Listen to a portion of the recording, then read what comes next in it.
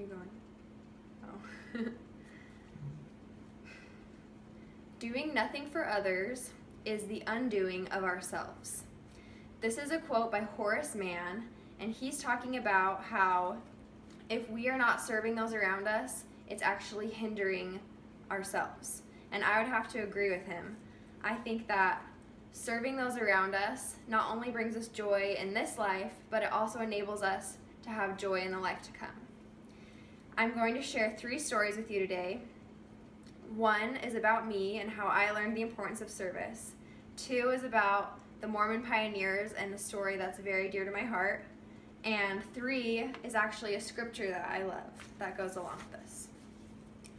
Last year, in the winter, I was at BYU Provo, and I was experiencing what some sometimes call the winter blues. I was just feeling really down in the dumps, not motivated. It was all gray and gloomy outside.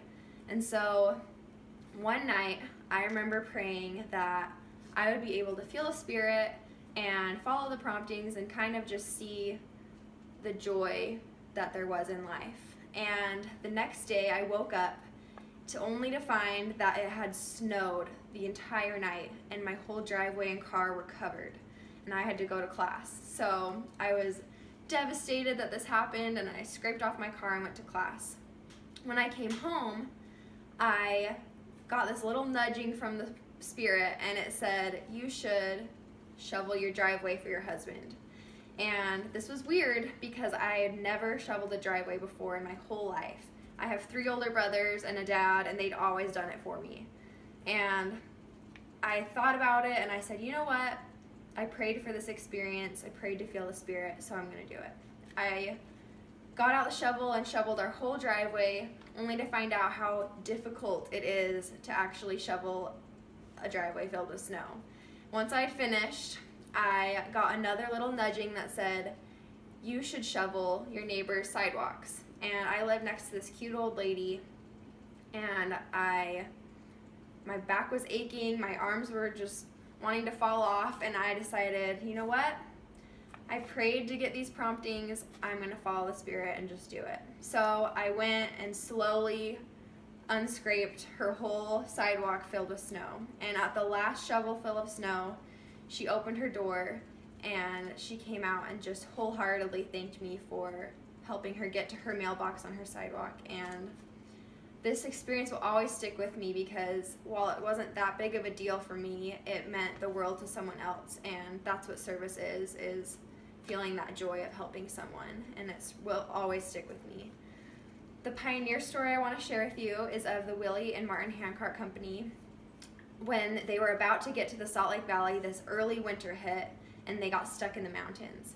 Brigham Young asked for volunteers to go and rescue the Handcart Company, and they went up, and the most memorable story for me from this is when 3 young men actually helped the company across the frozen river, and eventually they died from being exposed to the harsh elements, but because they wanted to serve and follow the calling that came from their prophet, they were willing to do that, and that's so inspiring to me. Finally, I want to share a scripture. It's Moroni 7:47, and it says, "But charity is the pure love of Christ, and it endureth forever. And whoso is found possessed of it at the last day, it shall be well with him."